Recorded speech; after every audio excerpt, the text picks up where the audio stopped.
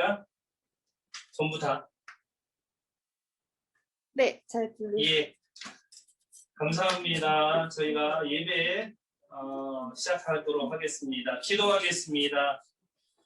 할렐루야, 살아계시며 역사하시는 아버지 하나님, 주님의 이름을 찬양합니다.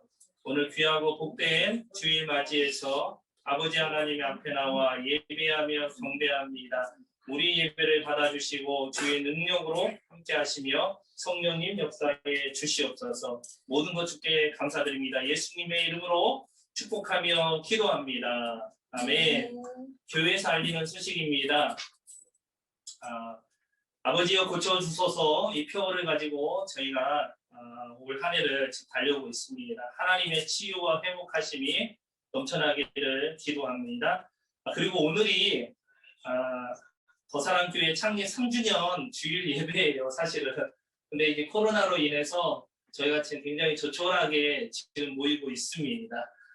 우리가 이제 이렇게 모이지만 우리 마음에는 하나님께서 우리에게 귀한 예배를 허락해 주신 것, 또 교회를 주신 것 감사하는 그 마음 우리가 다 함께 가지고 주님께 영광 돌리는 은혜가 있기를 소망합니다. 그리고 다음 주일이죠. 5월 2일은 우리 어린이 주일입니다. 그래서 어린이들 특별히 더 마음에 품고 기도하고 축복하는 그런 은혜가 있기를 소망하고요. 그리고 다음 주 5월 1일부터 5일까지 우리 김채민 형제가 분별대회에 참여해서 교회 예배에 못 나옵니다. 그리고 그 다음 주도 체육 고등학교 또 체육대가 있나 봐요. 그래서 아마 2주 연속 주일 예배에 못 나올 것 같은데 우리 김채민 형제 잠깐 나와서 인사 한 번만, 얼굴 한번 보여주고 인사. 네, 잘 갔다 오고 이렇게 하도록, 그렇게 하도록 하겠습니다.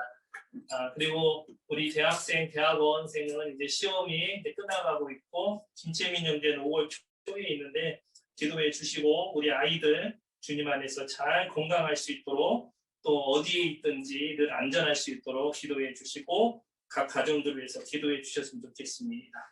우리 이 시간 다 함께 우리 나와서 찬양하시겠습니다. 우리 김세현 집사님 인도로 찬양하겠습니다.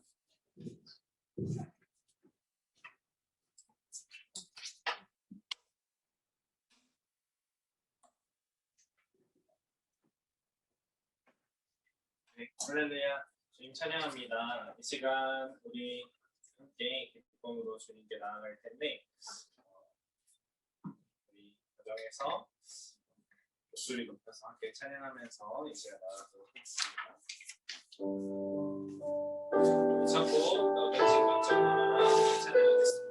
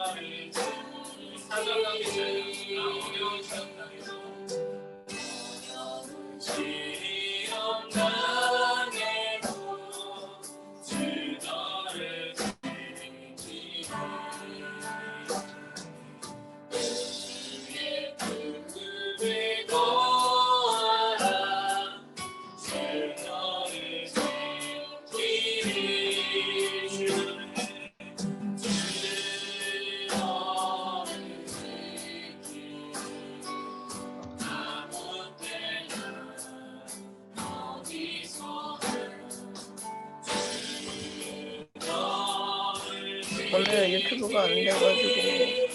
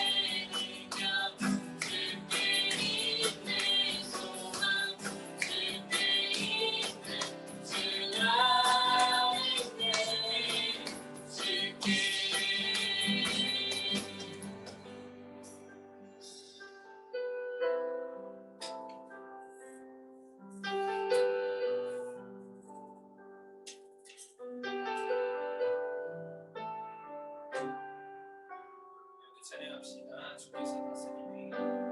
주께서 다스리네. 내 삶을 주께서 다스리네. 내 삶을 주께서 일하시네. 지금도 주께서 일하시네. 내 삶을 다시 한번 찬양합시다. 주께서 다스리네. 내 삶을 주께서 다스리네. 내 삶을 주께서 일하시네. 지금도 주께서 일하시네. 내 삶을 주님만 의지해요. 주님만 의지해요. 주님만 의지해요. 내 주님 주님만 의지해요. 주님만 의지해요. 주님만 의지해요. 내 주님 주께서 다스리네. 이 땅을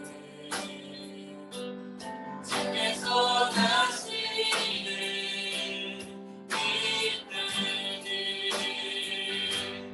주께서 일하시네. 이 순간 주께서 일하시네. 이 구원은 주님만 예배해요. 주님만 예배해요. 주님만 예배해요. 내 주님 주님만 예배해요. 주님만 예배해요. 주님만 예배해요. 내 주님 주님만 사랑해요. 주님만 사랑해요. 주님만 사랑해요. 주님만 사랑해요. 내 주님 주님만 사랑해요. 주님만 사랑해요. 주님만 사랑해요. 내 주님 만물의 창조자 열방의 통치자 주 다스리시네. 나 주께서 만물의 창조자 만물의 창조자 열방의 통치자 주 다스리시네. 나 주께서 했네.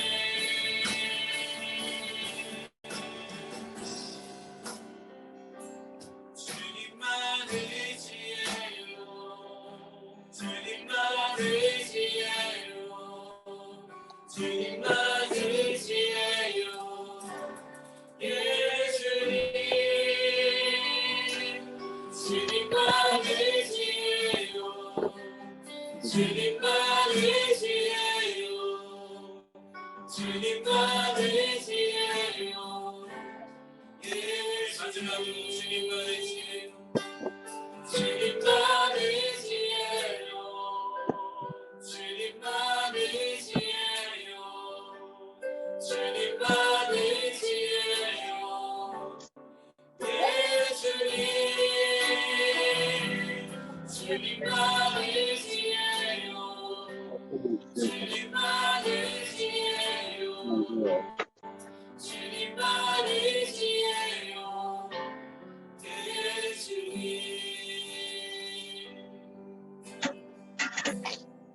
이 시간 예배하게 하시고 우리를 예배의 자리를 초청하시고 정말 주님의 높이는 이권의 자리에 우리를 불러주신 주님을 찬양하면서 함께 예배를 위해서 기도하겠습니다. 주님 아버지 정말 주님의 이름을 사랑하며 주의 아버지의 예배를 드리시니 감사합니다. 주님 아버지 어린 어린이와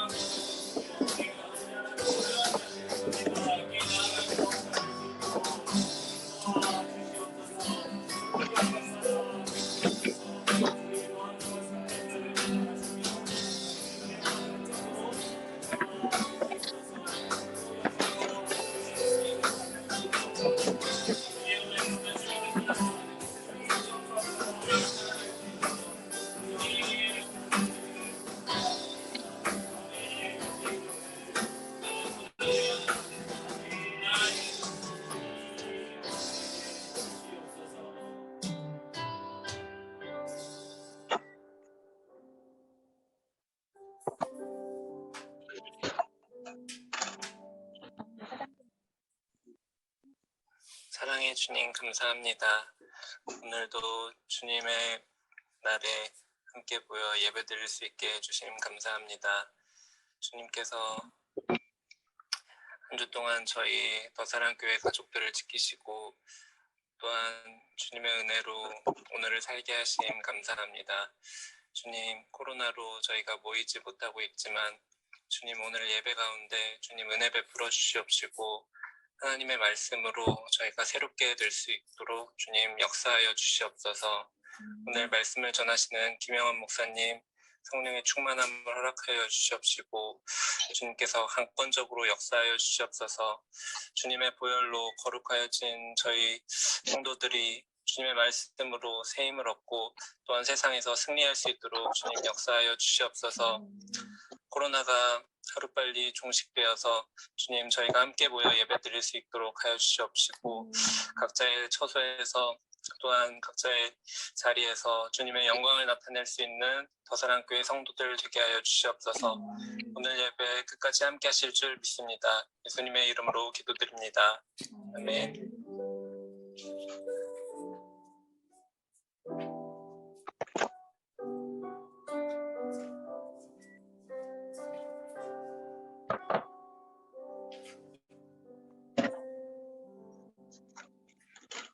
할렐루야, 주님을 찬양합니다. 오늘 이렇게 또 약간 시스템이 잘 구비가 안 되는 그런 일이 발생했는데요. 그래서 오히려 또 처음으로 또 줌으로 이렇게 또 예배하며 연결하게 되었습니다. 이것도 우리가 실수했지만 또 다른 하나님의 지경이 이렇게 또 넓혀져 가는 그런 과정이 아닐까 생각해 봅니다. 오늘 말씀을 한번 보겠습니다.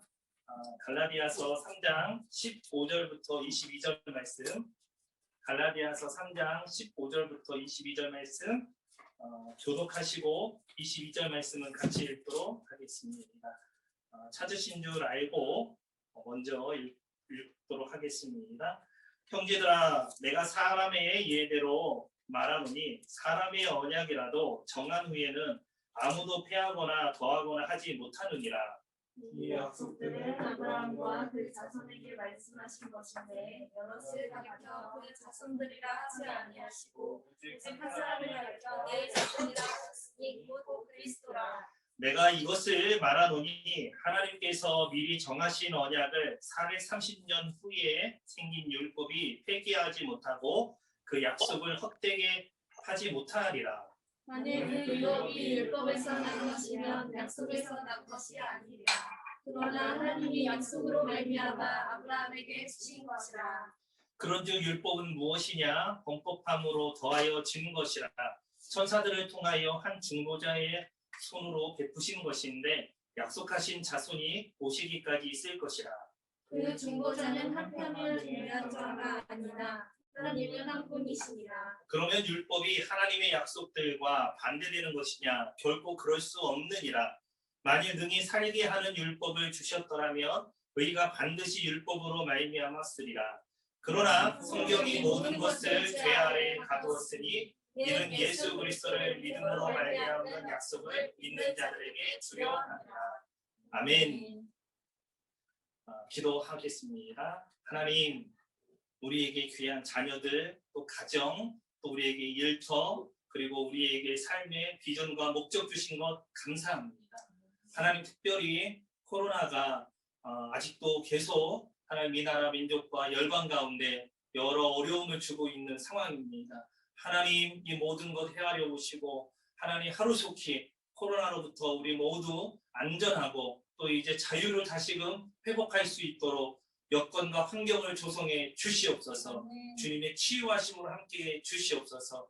하나님, 우리 어린 자녀들 기억해 주시옵소서. 부모들이 기도하는 모든 기도의 제목들이 하나님 이루어지고 성취되게 도와 주시옵소서. 일터에 있는 모든 우리 성도님들 한 사람 한 사람 주여 축복 더하여 주시고 주님의 지혜와 능력으로 넉넉히 승리할 수 있도록 새 힘 더하여 주시옵소서. 각 가정 가운데 하나님 기도의 제목이 있습니다. 응답하여 주시고 또한 아버지 하나님 강건할 수 있도록 모든 가족 구성원들을 주님께서 은혜로 돌보아 주시옵소서. 필요한 물질과 또 하나님 헤쳐나가야 될 많은 사안들 속에서 하나님의 길을 열어주시는 은혜가 가득 차게 도와 주시옵소서. 특별히 하나님 간구합니다. 오늘 우리 예배 가운데 성령님 임재하여 주셔서 은혜의 예배 그리고 주님께 영광 돌리는 기쁨의 예배 낼 수 있도록 인도하여 주시옵소서. 감사드렸고 이 모든 거 우리 주 예수님의 이름으로 축복하며 기도합니다. 아멘. 할렐루야. 주님을 찬양합니다. 요즘이 이제 학생들 그 중간고사 기간이거든요. 이미 중간고사 다 본 사람들이 많이 있지만 그래도 중간고사가 또 남아있는 사람들이 있습니다.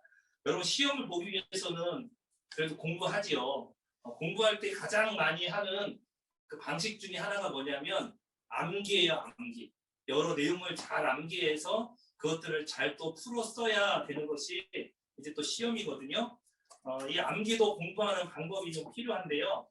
제가 대학교 1학년 때 그동안 이제 주로 이제 객관식 문제를 이렇게 접하다가 대학교 가니까 이제 서술형 문제가 대다수 줄을 이루는 거예요. 이에 대해서 논하시오. 이것을 설명하고 이에 대한 당신의 어떤 평가를 정리하시오. 이걸 뭐 제한된 시간에 써야 되는 거예요. 문제도 어떤 건 한 문제, 두 문제, 세 문제, 많아야 네 문제 이 정도로 해가지고 1시간 내에 막 이렇게 답안을 작성해야 되는 그런 시험이었습니다. 자, 그러다 보니까 이제 교수님이 낼 만한 시험 문제를 미리 이제 접수하는 거죠. 족보라는 것도 있고 또 교수님이 수업 시간에 강조한 내용들을 가지고 이미 이제 답안을 작성해 놓는 거예요. 책이나 여러 자료를 통해서 답안을 작성하면은 그 문장 그 토시 하나 틀리지 않고 이렇게 외웠어요. 참 대학교 1학년 때는 좀 많이 제가 어리석었는지 막 그 하나라도 조사 하나, 뭐 문장 내용 하나 이거 하나하나 틀리지 않게 다 외웠어요. 그거 외우느라고 거의 시간을 다 보냈던 것 같습니다. 모르겠어요. 혹시 그런 식으로 또 시험 답안을 작성한 사람이 있는지 모르겠지만 근데 그때 저뿐만 아니라 상당히 많은 친구들이 그렇게 그냥 문장을 다 외우는 식으로 해서 시험 공부를 했던 것을 봅니다. 근데 이제 문제는 뭐냐면 그 문제가 안 나왔어. 그러면 이제 큰일 나는 거죠. 또 나왔는데 긴장해가지고 시험 그 보는 그 시간에 이게 갑자기 딱 생각이 끊겨버린 거야. 그러면 이제 큰일 나는 거예요. 그때부터 소위 우리 문과들은 뭐냐면 소설을 좀 써야 되거든요. 이렇게 좀 작성해서 소설을 써서 뭔가 알고 있는 것처럼 이렇게 꾸며야 되는 그런 일들이 좀 있었습니다. 어쨌든 참 시험 이렇게 보는 것이 참 어려웠어요. 그런데 제가 이제 군대를 갔다 와서 제 전공이 이제 교육학이잖아요. 이제 조금씩 이제 교육학에 대한 이론과 원리들을 좀 배우면서 한번 이런 식으로 공부해볼까? 그런 생각을 좀 했어요. 그래서 교육학의 그 원리 나름대로 입각해가지고 공부를 하는데 너무 어색한 거야. 왜냐하면 지금까지는 계속 막 쓰고 외우고 반복하는 어떤 시행착오적인 그런 뭐랄까 시험 공부를 했는데 이게 인지적인 거 이제 잘 안 써.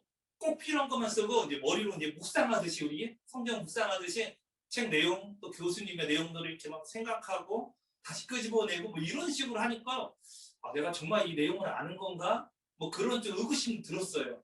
하지만 그렇게 한번 공부해보고 시험장에 들어갔거든요. 근데 처음에는 머리가 하얘지더라고. 아무것도 생각 안 나. 그런데 문제를 보고 그냥 하나 둘 좀 이제 써 나가다 보니까 조금씩 생각이 나는 거예요. 그래서 그걸 연결해서 이렇게 쓰기 시작했습니다.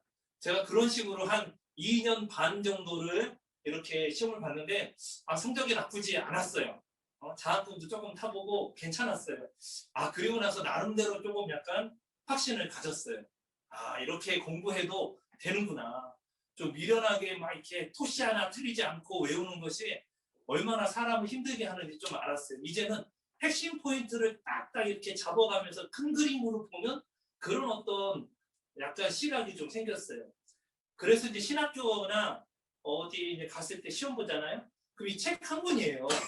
책 한 권을 가지고서 시험을 보는데 책에 보면은 정말 내용이 많잖아요. 이걸 어떻게 정리해야 될지 참 난감해요. 그때 이제 어떤 좀 지혜가 생겼냐면 그래 책의 중요한 그런 어떤 내용 목차 보면은 핵심적인 것들이 딱딱 나오고 책에 보면은 이제 1장에 또 그 아래에 소단락 뭐가 있고 그 안에 또 따다다 이렇게 큰 제목들이 책에 조그맣게 붙어 있잖아요. 저는 이제 그거를 전체적으로 먼저 훑었어요. 그러니까 예전에는 뭐냐면 그냥 곧바로 딱 책에 들어가서 그 어떤 소 단락이 있으면 그 안에 있는 내용을 먼저 보는 식으로 공부를 했거든요.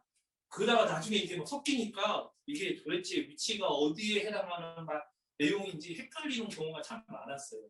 그래서 이제 전체 제 책 보면은 그 목차가 아주 자세히 나온 목차들이 있어요. 그걸 먼저 저는 보고 또 그걸 필요하면 외우고 그 제목 있죠? 목차에 어떤 제목이 있으면 이 제목이 이런 제목이면 대충 이런 내용이겠다 생각하고 책을 봤어요. 그러니까 굳이 막 다 안 외워도 대략적인 흐름을 알겠더라.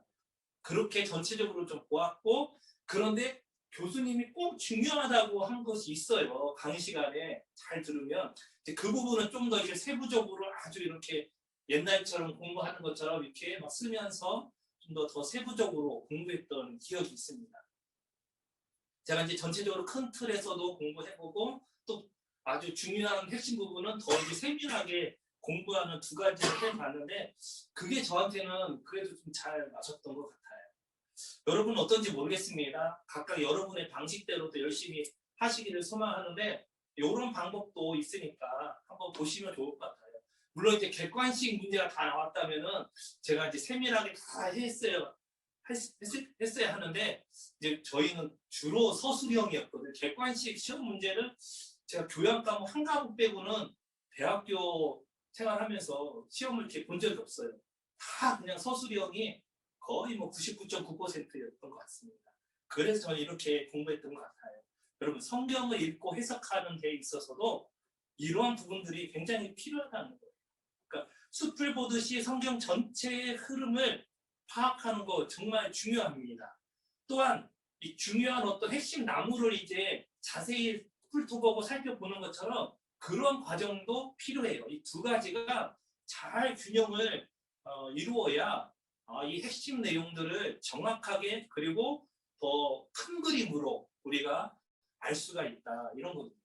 그래서 우리가 오늘 제목이 숲과 나무거든요. 우리 숲도 보고 나무도 봐야 된다. 근데 이게 생각처럼 쉽지가 않아요. 대다수 사람들은 둘 중에 하나를 집중적으로 보는 경향이 많습니다. 그래서 어떤 숲 크게 보는 건 잘해. 근데 좀 세밀하게 들어가는 건 되게 어려워하는 사람이 있고 또 어떤 사람은 크게 보는 걸 되게 힘들어해. 근데 오늘 하나하나 작은 것 있죠? 이거 하나하나는 좀 굉장히 조금 강한 사람이 있어요. 그런데 제가 공부를 하다 보니까 실력자들은 어떤 거냐면 우선 전체적인 큰 그림을 명확하게 그리고 거기에 핵심 포인트가 뭔지 잘 찍고 또 그걸 굉장히 또 세밀하게 들어가서 전문적인 식견이 나타나더라고요. 그러니까 성경을 여러분들이 어떻게 알고 있는지 모르겠습니다. 큰 틀에서 알고 있고 또 어떤 사람은 큰 건 잘 모르겠는데 어떤 작은 분야 하나를 좀 더 깊이 알 수도 있어요.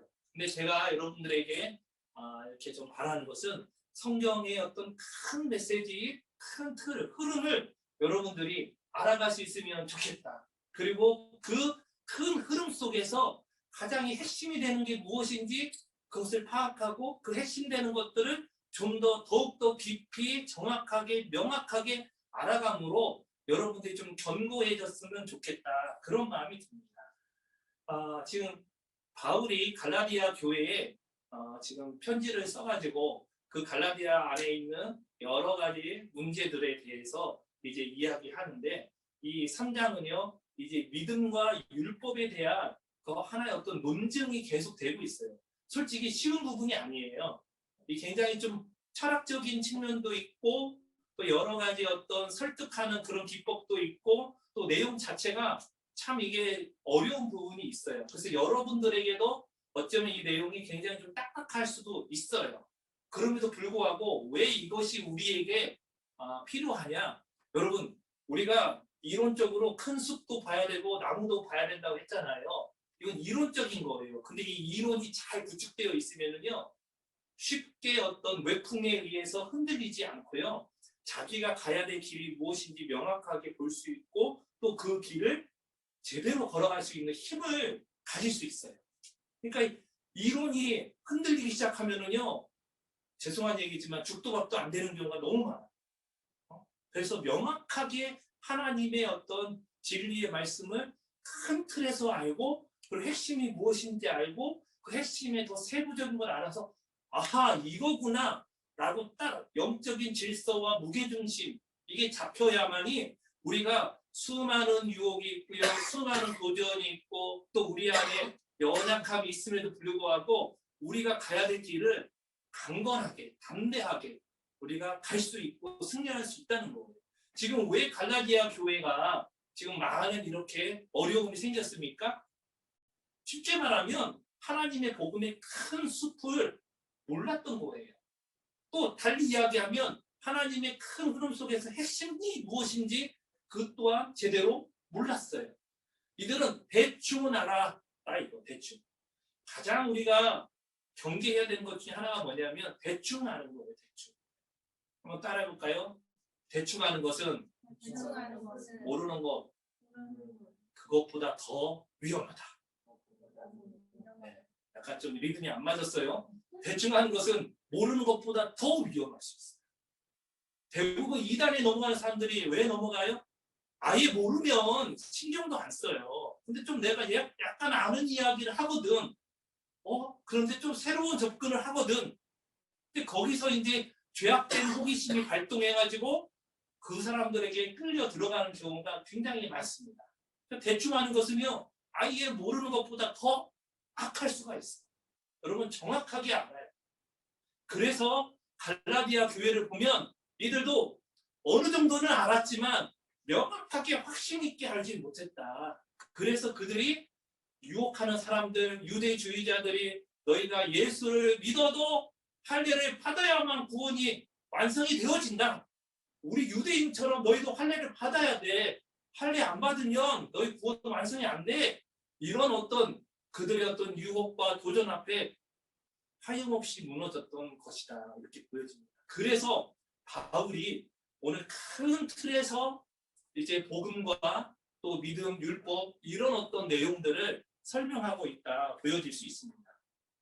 자, 그러면 바울이 오늘 큰 틀로 어떤 걸 제시하냐면요. 여기 지금 15절부터 22절에 보면 제가 볼 때는 세 가지 언약에 대해서 이야기하고 있어요. 하나는 아브라함에게 주신 언약, 이것에 대해서 이야기하고 또 하나는 이제 율법의 언약, 율법이 가지고 있는 그 언약적인 내용들을 이야기하고 세 번째는 예수 그리스도 그 안에 있는 언약. 요걸 이제 전체적으로 조금씩 잘 이렇게 훑으면서 거기서 이제 핵심을 어디로 잡고 있느냐? 핵심은 어디에 있겠어요? 세 번째인 예수 그리스도 그 언약으로 다 향하여 달려가고 있는 거예요. 아브라함의 언약도 예수 그리스도 그분의 언약을 향하여 달려가고 있고, 율법의 언약도 결국은 예수 그리스도 그분을 이제 집중하고 있는 거예요. 그러니까 전체적으로 구약 때부터 아브라함과 그다음에 율법과 그다음에 신약에 와서 예수님 쭉 이런 흐름을 보여줍니다. 그러면서 그 핵심이 어디냐? 모두 다 어디로 향하여 있느냐? 예수 그리스도 은혜로 향하여 있다. 이걸 지금 보여주고 있거든요. 자, 그런데 오늘 좀 말씀의 주요한 내용은 아브라함의 언약 그리고 예수 그리스도의 언약, 이거보다는 약간 주요한 내용은 율법에 대한 내용이 조금 많아질 거예요. 왜냐하면 율법에 대해서 많은 사람들이 오해를 했기 때문에. 그래서 이런 어떤 큰 틀을 우리가 잡아가면서 잠깐 말씀 보겠습니다. 아브라함의 언약은요, 믿음의 언약이에요. 그리고 믿음의 원리가 그 안에 담겨져 있어. 자, 여기 보면은 형제들아, 내가 사람이 예대로 말하노니 사람이 언약이라도 정하면 아무도 폐하거나 더하지 못하리라. 세상의 언약도, 세상의 계약도 한번 딱 맺으면은요, 이걸 이제 폐하거나 뭔가 없애거나 또 뭘 더하거나 이러지 못하는 거예요. 그냥 그 계약들 일단 가고 계약이 다 만료가 된 다음에 새로 할 때 변경을 할 수 있는 거다, 이런 얘기예요. 자, 이 약속들은 아브라함과 그 자손에게 말씀하신 것인데, 그러니까 하나님께서 아브라함과 그의 자손들에게 주신 약속이다. 특별히 아브라함에게 주신 것이고, 더 읽어가다 보면은 여럿을 가리켜 그 자손들이라 하지 아니하고 오직 한 사람 가리켜 내 자손이라 하셨으니 곧 그리스도라. 그러니까 아브라함에게 약속했는데, 이 아브라함에게 약속한 것이 결국은 그 한 자손, 하나님이 준비하신 그 메시아라고 하는 그 자손에게 향하여 있다, 이런 얘기예요. 그러니까 그러면 아브라함에게 하나님 주신 약속이 뭐냐? 다른 거 아니에요. 믿음으로 내가 의롭게 된다라는 약속을 주셨고, 내가 너의 자손이 저 하늘의 별처럼 많아질 것을 믿었지, 그 자손 그렇게 될 거야. 그리고 너에게 땅을 줄 거야. 이것에 대해서 하나님이 말씀으로 약속해 주셨어요. 근데 그걸 아브라함이 믿었어. 그렇기 때문에 하나님 이것을 아브라함의 의로 여기셨어. 이런 믿음의 원리, 믿음의 언약, 이렇게 이야기합니다. 근데 아브라함의 언약의 가장 중요한 특징 중에 하나는 뭐냐면, 한번 따라해 볼까요? 무조건적인 언약. 무조건적인 언약. 이 무조건적인 언약이라는 건 뭐냐면 조건이 없어. 그러니까 하나님이 일방적으로 약속하시고 이루시겠다는 그 언약이 아브라함의 언약의 특징이에요.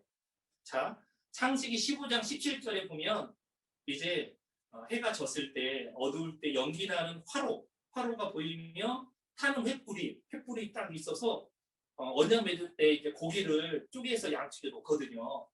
언약 당사자들이 함께 그 사이를 왔다 갔다 하면 언약이 체결되는 그런 풍습이에요, 관습이에요. 하나 도장 찍는 것처럼 오늘날. 근데 아브라함과 하나님이 함께 간 게 아니라 하나님으로 상징되는 탄 횃불이요, 홀로 지나가는 거예요. 이것이 아브라함의 언약의 특징이에요. 뭐냐면 하나님이 약속하신 그대로 하나님이 친히 다 이루겠다. 너는 이걸 믿느냐, 이거예요. 하나님이 일방적으로 우리 가운데 은혜를 주시고 또 우리 가운데 행하실 것을 네가 믿느냐, 그렇게 되어서 이제 믿음의 언약이라는 이 포문이 아브라함을 통해서 열려진 거예요. 그런데 그 마지막 한 자손 있죠. 그 자손이 이 아브라함의 언약을 완성시키고 성취시키는 그 메시아가 된다. 이런 것들이 아브라함 언약에 포함되어진 것이다. 이걸 좀 염두에 두었으면 좋겠어요. 그러니까 계속 사도 바울이 강조하는 건 뭐냐면, 하나님이 본래 주신 언약은 믿음으로 말미암아 하나님과 관계를 맺는 것이고 하나님 안에서 의롭게 되는 것이다. 자, 그런데 이제 두 번째, 이 모세의 언약, 신의 산 언약, 달리 얘기하면 율법을 하나님이 주셨어요. 그러니까 왜 주셨느냐? 이게 이제 지금 궁금한 사항이에요. 자, 여기 이제 우리 말씀에 17절부터 21절까지 보면은요, 율법에 대한 내용을 바울이 정말 짧지만 어떤 핵심적인 것들을 잘 이렇게 기록했어요. 이 보면은 내가 이것을 말하노니 하나님께서 미리 정하신 언약, 미리 정하신 언약은 뭐냐면 아브라함의 언약이에요. 믿음으로 의롭다 여김을 받게 된다라고 하는 믿음의 원리를 세운 그 믿음의 언약이에요. 언약을 430년 후에 생긴 율법, 이 율법 언약이에요. 그러니까 아브라함이 주신 그 믿음의 언약은 이전에 주셨고, 율법이 있죠. 시내산에서 받았는데 그것은 약 시기적으로 430년이다. 아마 이것은 야곱 때부터 이렇게 해가지고 계산하면 430년 정도가 나온다고 하거든요. 정확하게 430년이라 아브라함부터 그 얘기보다는 아브라함의 후손 중에 이제 야곱 있잖아요. 야곱 때부터 해서 430년이 아닐까 이렇게 보고 있습니다. 어쨌든 중요한 건 430년이라는 시차가 있다는 얘기죠. 자, 그렇게 생긴 율법이 아브라함의 언약을 폐기하지 못하고 그 약속을 헛되게 하지 못한다는 거예요. 그러니까 무효화시킬 수 없다. 율법이 훗날에 주어졌는데 그 율법이 처음에 형성되었던 그 언약 있죠. 그것을 폐하거나 무효화시킬 만한 힘과 능력이 없다. 이런 얘기를 하는 것입니다. 만일 그 유업이 우리가 의롭게 되어지고 하나님의 자녀가 되어지고 구원받는 그것이 율법에서 난 것이면 약속에서 난 것이 아니니라. 이거 뭐냐면 하나님의 자녀로 거듭나는 것이 율법 아니면 믿음 둘 중에 하나다는 얘기예요. 그러나 하나님이 약속으로 말미암아 아브라함에게 주신 것이라. 그러니까 뭐냐면 하나님 약속으로 유업을 뭘로 주셨냐? 율법을 통해서 유업 주신 게 아니라 약속을 통해서 유업을 주신 것이다. 지금 이 이야기를 하는 거예요. 자, 그런즉 여기서부터 이제 율법에 대한 얘기가 나옵니다. 그러면 이미 약속 주셨으면 다 끝난 건데 왜 430년 후에 율법을 하나님이 또 특별하게 그 백성들에게 허락을 하셔야만 했느냐 이 얘기예요. 그런즉 율법은 무엇이냐? 그 다음 뭐라고 나와요? 한번 읽어보세요. 19절. 자, 그런즉 율법은 무엇이냐? 시작. 범법함으로 더하여진 네, 이게 중요해요. 범법함으로 더하여진 것이라. 그러니까 율법은 이 죄를 범하는 것 때문에 주어지게 되었다. 이게 무슨 얘기냐면요. 율법이 없을 때는 하나님의 어떤 은혜 가운데 이 사람들이 살아갈 수 있도록 주님이 함께 하신 거예요. 그런데 은혜를 은혜로 여기지 못하고 은혜를 귀중히 여기지 못하고 은혜를 소중히 여기지 못하고 자기들 멋대로 정욕대로 살아가면서 수많은 범법 행위들을 하게 됩니다. 이에 대해서 하나님이 얘네들이 계속 죄를 짓네? 근데 이게 죄인 줄도 모르고 더 잘못된 일로 가네? 율법을 통하여 율법이 거울이라고 했잖아요. 딱 보여주는 거예요.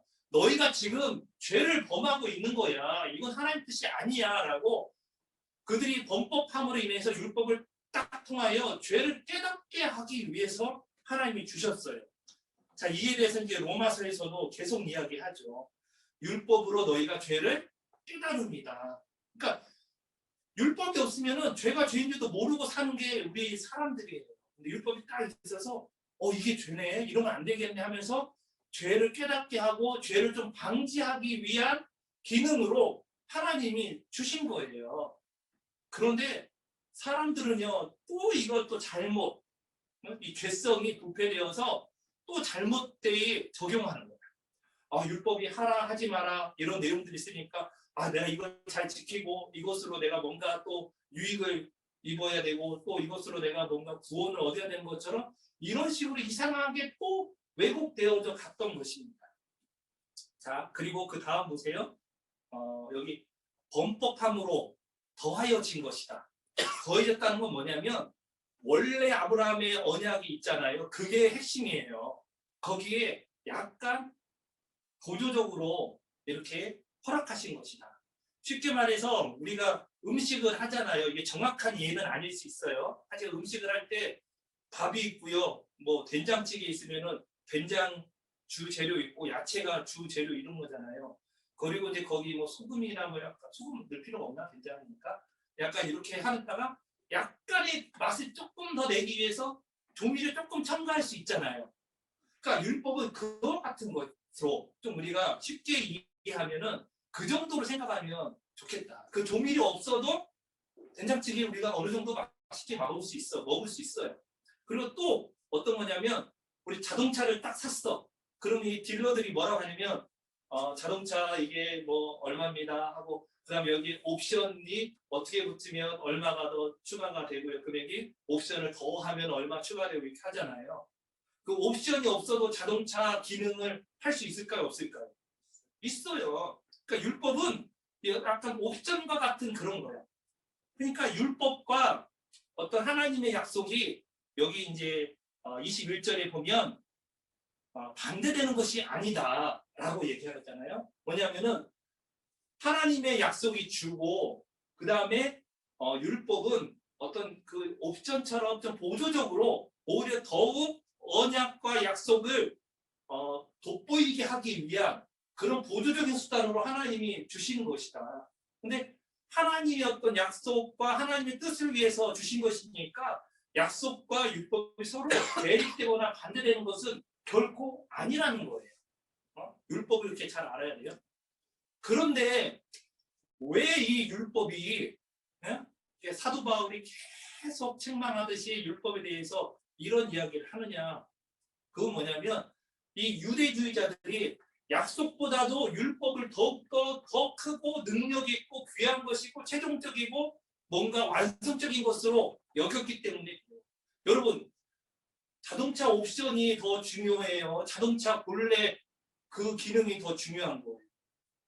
옵션은 보조적인 거야. 달리 이야기하면 약속이 율법보다 더욱더 소중하고 귀한 거예요. 옵션 없어도 큰 문제 없어. 하지만 옵션이 있을 때에 더욱더 풍성한 그런 삶을 누릴 수가 있는 거죠. 그런 차원으로 좀 보시면 됩니다. 자, 그리고 이 율법은요, 한시적으로 주어진 거예요. 여기 보면 어떤 말씀을 하시냐면 천사들을 통하여 한 중보자의 손으로 베푸신 것인데 약속하신 자손이 오시기까지 있을 것이라. 그러니까 약속하신 자손이 누구예요? 아브라함의 그 자손. 바로 우리 세 번째 얘기하는 그 예수 그리스도 그분을 말하는 거예요. 그러니까 율법의 기능은 뭐냐면 이 율법을 통하여 백성들을 이 죄를 좀 억제하면서 그리스도께로 인도하고 그 역할을 다 마쳤으면 이 율법은 이제 효력이 없는 거야, 사실. 그리스도 안에서 다 성취가 되어진 거예요. 그러니까 그리스도가 오실 때까지 그 기능을 잠시 하는 것이다. 그렇게 보면 됩니다. 여러분, 안개가 딱 있잖아요. 해가 딱 떠오르면 안개는 이제 사라지듯이 율법은 그와 같은 한시적인 기능을 하나님이 주신 것이에요. 그런데 이 율법이 예수 그리스도보다 더욱더 능력 있고 더욱더 소중하고 더욱더 가치 있고 권위 있는 것으로 여기는 유대주의자들의 잘못된 사고에 대해서 지금 바울이 편지를 통하여 갈라디아 교회 성도들을 지금 설득하고 있는 것입니다. 또 율법과 약속 중에 왜 약속이 더 중요한 것일 수밖에 없는지 이야기하는데요. 하나님이 아브라함에게 약속하실 때는 하나님이 아브라함과 직접 말씀하셨어요. 네? 직접. 자, 그런데 율법은 어떻게 주어졌어요? 우리가 이제 출애굽기에 보면은 하나님이 모세를 통하여 이스라엘 백성들에게 율법을 주시죠. 근데 이 갈라디아서 오늘 19절에 보면 천사를 통하여 또 모세에게 중보자의 손으로 또 이렇게 백성에게 베푸신 것으로. 그러니까 중간에 중재자가 있어. 그 중재자가 누구냐? 천사와 또 인간 지도자였던 모세였어요. 그러니까 천사와 모세라고 하는 중재자를 통하여 율법이 백성들에게 전해졌어요. 이건 뭐냐면 간접적으로 전해진 거예요. 자, 우리가 어떤 역사학에서 역사의 어떤 그 사료라고 할 수 있는 것을 통해서 역사를 우리가 새롭게 이렇게 확인하고 또 기술하게 되잖아요. 여러분, 1차 사료가 있고 2차 사료가 있어요. 어떤 사료가 더 중요하냐면 직접적인 1차 사료가 더 가치가 있어요. 물론 2차 사료도 소중한 가치가 있지만 상대적으로 1차 사료가 더욱더 소중하거든요. 율법도 역시 하나님의 그런 어떤 손으로 말미암아 전해진 것이라는 의미로 볼 때는 소중하지만 이 중재자들의 손을 좀 거쳤기 때문에 간접적인 성격이 있어요. 그런데 약속은요, 하나님이 직접 해주신 거예요. 어떤 게 더욱더 우리가 영향력이 있고 더 중요할까? 예를 들어서 제가 우리 채은이한테 중요한 얘기를 직접 하죠. 그런데 간접적으로 이렇게 하게 되면은 전하는 사람이나 듣는 사람이 이게 중요성이 조금 약한 것처럼 생각할 수가 있어요. 직접 이야기할 때 더 중요한 거예요. 예를 들어서 우리 채민이가 나중에 누군가에게 결혼하기 전에 프로포즈 하잖아요. 근데 그걸 간접적으로 한다고 해봐. 누나를 통해서 이렇게 전달되게 한다고 해봐. 이거 굉장히 좀 이상하거든요. 직접 해야지, 직접. 간접적으로 프로포즈 한다면 이건 이상한 거예요. 그러니까 중요한 사항은 직접 하는 거예요. 그러니까 약속은 직접 하나님이 주신 거지만 율법은 그렇지 않아요. 중재자의 손에 의해서 전해졌어요. 예. 이걸 좀 우리가 알아야 돼요. 그러니까 이미 하나님의 약속과 그 약속의 핵심인 예수 그리스도 안에서 이미 모든 것이 완벽하게 이루어졌고 율법은 그것을 더욱더 보조적으로 이렇게 돕는 그 정도의 것이다. 하지만 그것도 역시 하나님께로부터 나온 것이기 때문에 매우 소중하고 가치 있는 것이다. 자, 바울이요, 계속 우리에게 강조하는 건 뭐냐면 율법 그 자체에 대해서 반대하는 건 아니에요. 율법은요, 굉장히 거룩하고 또 의롭고 선하다라고 로마서 7장 12절에 언급하고 있어요. 그러니까 왜? 율법도 하나님이 중재자의 손을 통해서 주신 거지만 하나님이 주신 거야. 그러니까 너무나 거룩하고 그 자체가 의로운 것이며 그 자체가 굉장히 선한 거예요. 하나님부터 나온 거니까. 그런데 이 율법의 특성은 뭐냐면 우리 가운데 너희가 이렇게 죄지었어 라고 거울처럼 보여주는 게 율법의 주된 목적이고 기능이에요. 근데 이걸 착각한 거야. 율법 자체를 지켜서 뭔가 구원에 이르고 의에 이르겠다고 사람들의 자기 욕심에 의해서 이끌린 거예요. 율법 자체가 문제가 아니야.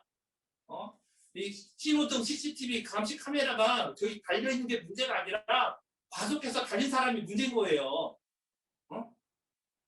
그러니까 율법은 본래 하나님의 소중한 그런 뜻이고 계획이고 우리가 어떻게 살아가야 되는지 보여주는 거예요.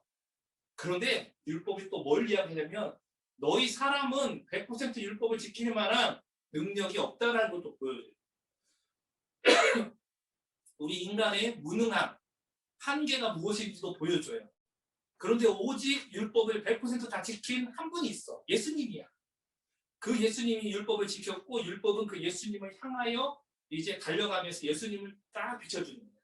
그래, 너희 이렇게 죄지었지? 너희 이렇게 더럽잖아? 예수님의 그 보혈로 씻겨지면 너희 죄가 다 사하여진다. 이걸 이제 보여주는 게 율법이에요. 율법. 그런데 이 사람들이 그 율법 자체를 가지고서 자기들이 뭔가 이루려고 하는 그 어떤 잘못된 헛된 허영심과 욕심, 이것들이 결국 사람을 사망에 들어가게 하는 거예요. 이걸 알기 때문에 21절에 만일 능히 살게 하는 율법을 주셨더라면 율법으로 사람이 살 수가 없음을 이야기하는 거예요. 만일에 율법이 이렇게 행함으로 너희가 살 수 있다라고 했다라면 너희가 사는 거 의롭게 되는 게 율법으로 말미암아 됐을 것이다. 그런데 그렇지 않잖아. 이런 의미예요, 지금. 여러분, 제가 지금 두서없이 율법에 대해서 이야기했는데요. 사도 바울이 경계한 건 율법 자체가 아니라 율법을 행함으로 의롭다함에 이르고 그것을 자기의 의라고 주장하려고 하는 인간의 어떤 그 정욕과 헛된 허영심, 그런 어떤 교만함, 이런 것들을 말하는 거예요. 너희가 예수 그리스도로 말미암아 십자가에서 의롭다 여김을 받게 된 것이다. 죄사함을 받았다. 그걸 믿느냐? 그 믿음으로 너희는 하나님의 의로운 자로 인정이 되었다. 이게 다고 이게 핵심이에요. 근데 여기에 더 어떤 것 첨가할 필요가 없어. 아브라함이 하나님과 맺은 그 언약에는 믿음의 원리거든요. 여기 어떤 걸 더하거나 패하거나 할 수 없도록 하셨고 그것을 완성하신 분이 예수 그리스도 그분의 언약이다. 그래서 세 번째 예수 그리스도의 언약은요. 제가 주보에 은혜의 언약 그리고 언약의 성취와 누림이라고 적었어요. 그러나 모든 성경이 죄 아래에 가두었으니 이는 예수 그리스도를 믿음으로 말미암는 약속을 믿는 자들에게 주려합니다. 이게 뭐냐면 모든 사람들이 율법대로 행할 수 없음을 이미 다 알기 때문에 그들은 여전히 죄 가운데 있어. 그래서 성경이 모든 것을 죄 아래 이미 가두었다는 얘기는 뭐냐면 죄에 갇혀 있게 되었다는 거예요. 사람뿐만 아니라 이 천지 만물 모든 게 다 죄로 말미암아 어그러졌다 이 얘기를 지금 하는 거예요. 자, 그런데 예수 그리스도를 믿음으로 말미암는 약속을 믿는 자들에게 주려합니다. 예수 그리스도의 언약 있죠. 은혜의 언약. 아브라함에게 주신 그 언약이 예수님을 통하여 성취가 되었는데 그 언약을 누구에게 주기 위함이다? 예수 그리스도를 믿음으로 말미암는 그 약속을 믿는 자들에게 이 모든 은혜의 언약을 주시기 위함이다. 여러분, 아브라함은 제가 믿음의 언약이라고 했고요. 예수 그리스도의 언약은 은혜의 언약이라고 했습니다. 사실은 같은 거예요. 믿음의 언약이나 은혜의 언약이나 같은 건데 좀 약간 바라보는 어떤 그 시선, 그 입장이 좀 다른 거야. 은혜는 뭐예요? 하나님 편에서 일방적으로 다 쏟아 주으신 그 죄인들을 향하여 사랑으로 품어주시고자 그들에게 구원의 길을 주신 그리고 그 모든 것이 하나님이 일방적으로 다 행하시는 성취하시는 그런 측면의 약속. 그래서 우리가 은혜 그리고 사람 편에서 하나님의 그 은혜 앞에 믿음으로 반응했을 때 하나님이 정말 그 모든 약속을 이루어주는 어떤 그런 의미에서 또 믿음의 언약 이렇게 자 그런 것을 우리가 생각할 때 예수 그리스도께 모든 게 집중이 되는 거예요. 아브라함의 약속도 예수님께 율법의 모든 것도 예수님은 마태복음 5장 17절에 뭐냐면 내가 율법을 완성하러 왔다. 율법의 완성자라고 하셨고 로마서에서는 뭐라고 했냐면 사랑은 율법의 마침이다 했어요. 여기서 사랑은 뭐예요? 그냥 우리 서로 사랑하는 사랑이 아니라 예수 그리스도께서 십자가에서 우리를 살리기 위해서 보이신 그 사랑을 말하는 거예요. 그게 핵심이에요. 그리고 그거로부터 파생되어진 모든 아름답고 거룩한 하나님의 그 사랑 이것이 율법의 마침이 되었다. 율법은 이제 끝난 거예요. 예수님 안에서. 이것을 보여주면서 이제 바울은 갈라디아 성도들을 다시금 설득시키는 거예요. 왜 하나님이 율법을 주셨느냐. 약속을 더욱더 빛나게 하기 위해서 약속의 근본 되시고 핵심 되신 예수 그리스도 그분을 믿는 그 믿음을 더욱더 견고히 하기 위해서 주신 건데 어디서 그 율법을 통하여 의롭다 여김을 얻으려고 하는 그 잘못된 것에 너희들이 미혹당했느냐라고 하면서 지금 그들을 약간은 책망조 또는 이제 좀 부드럽게 설득하는 내용이라 할 수 있어요. 자, 그러면 이제 말씀 이제 정리할게요. 그러면 이 율법과 믿음의 이것을 우리가 들어서 뭐 어쩌라는 거야? 뭐 하자는 거야? 뭐 하자는 게 아니고요. 갈라디아 교회가 이 믿음과 율법의 관계의 전체 흐름을 몰랐고 그 모든 것이 예수 그리스도께 집중되어진다는 핵심을 몰랐기 때문에 그들은 대충 아는 그 믿음의 어떤 그런 걸 통해서 살아가다가 심각하게 넘어졌다는 거예요. 우리도 그럴 수 있어요. 여러분 얼마나 하나님 말씀의 핵심을 제대로 아는지 저는 여러분 알기를 원해요. 제가 계속 갈라디아서를 통해서 율법의 행위가 아니라 믿음으로 의롭다고 받는다. 예수 그리스도 믿는 그 믿음 강조하잖아요. 왜 그러냐면 너무나 현장에 나가 보면은 너 예수님 믿어도 똑바로 행해야 돼. 그 뒷부분에 강조를 주면서 협박하고 위협하는 사람들이요. 그런 어떤 목회 장사꾼이라는 사람들 되게 많아요. 되게 많아요. 자발적으로 하나님을 사랑하고 예수님을 사랑함으로 그렇게 그냥 사랑 안에서 은혜 안에서 이렇게 살아가는 게 아니라 너 규율적으로 이거 지켜야 돼. 안 지켰어? 너 큰일 나. 지옥 가. 왜 그런 말을 예수님이 하지도 않았는데 자기들이 무엇이길래 그런 얘기를 하냐고. 그렇게 하는 사람 있으면 그냥 비웃어야 돼요.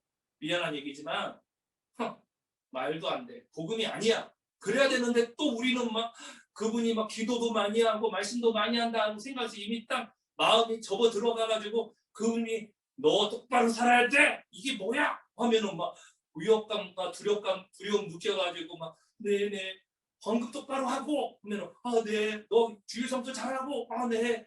너 이거 기도 몇 시간 해? 별로 못하는데요. 그럼 막 또 정죄감 받고. 물론 그렇게 해서라도 주님 앞에 긍정적으로 나갈 수 있는 경우도 있지만 굉장히 이게 왜곡된 것으로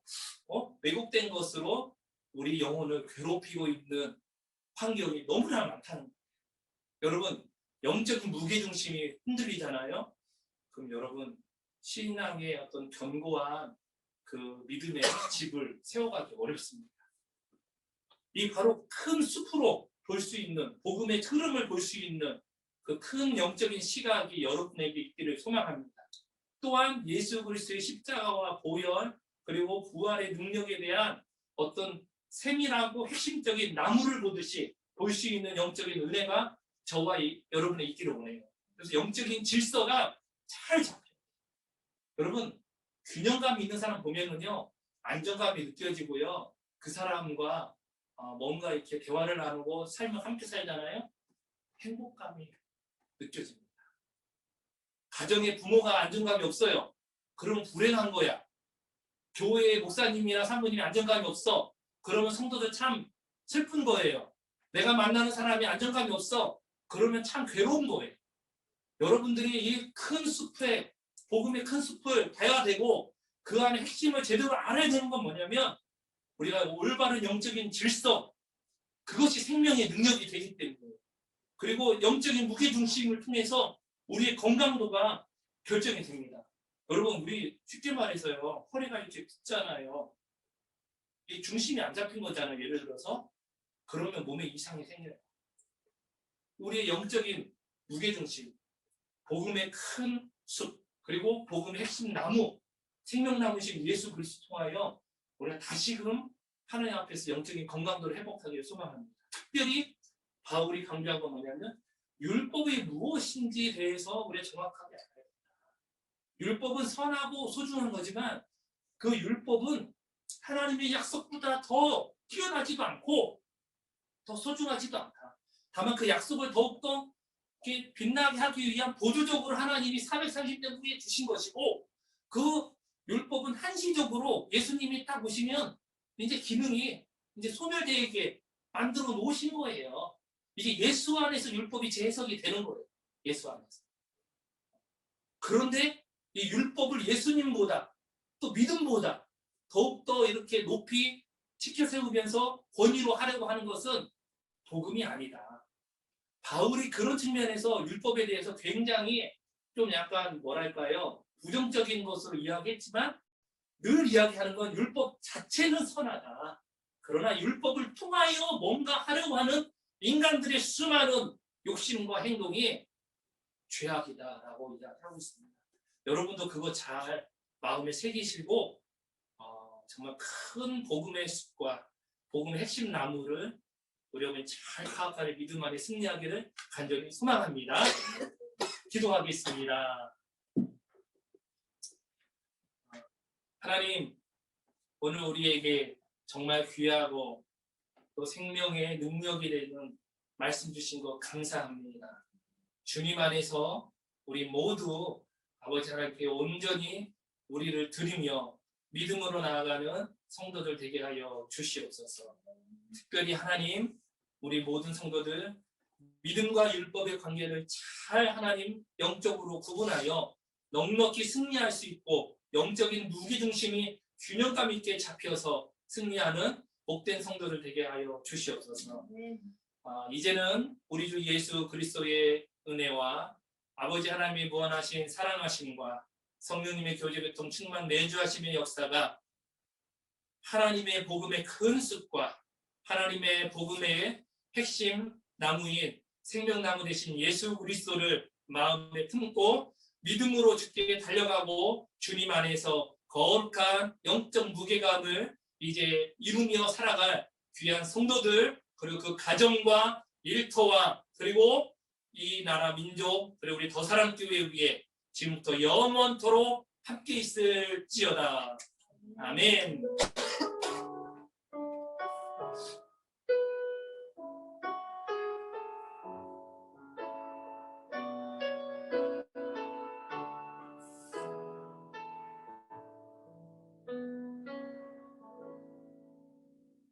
예, 할렐루야. 감사합니다. 우리 5분, 20분에 지금 하는 건 이제 끄고 또 새롭게 해서 좀 또 하지요. 5분 후에 그렇게 하겠습니다. 감사합니다.